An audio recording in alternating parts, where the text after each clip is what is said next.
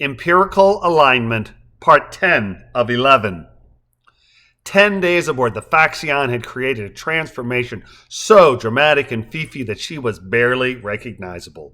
The luxuries of endless food, predatory-free sleep, dental care, and bathing had transformed her from a bright-eyed and willing near animal into a diminutive but far less angular and newly coiffed woman who found not only wonder in everything she saw, but also the possibility of knowledge and understanding.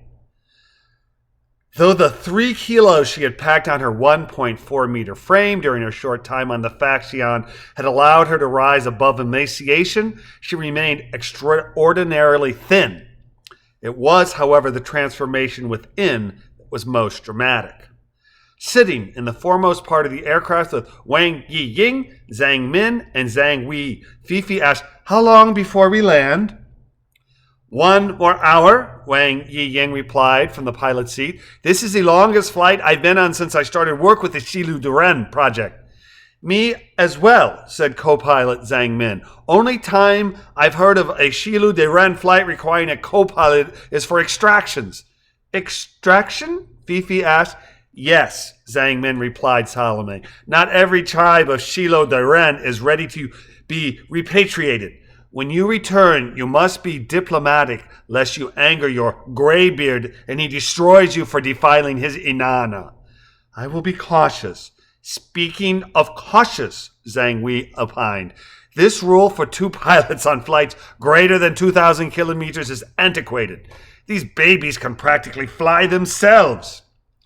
"True," Zhang Min remarked, "but practically is not the same as can fly themselves, especially for takeoff. Especially for landing," Wang Ziying said with a laugh. "Just like a man to cast caution to the wind," she added, gently elbowing her friend. "Yes, that," Zhang Min conceded. "To travel 3,000 kilometers will take nearly 2.5 hours.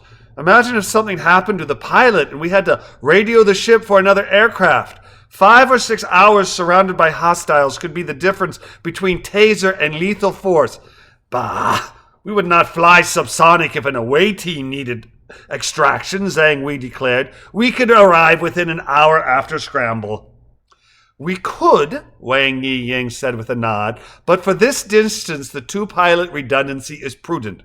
Remember, Fifi, you can always call for help or guidance using the radio. In an emergency, we can have an aircraft here within a day, possibly much shorter if a Xilu Duren ship is cruising nearby."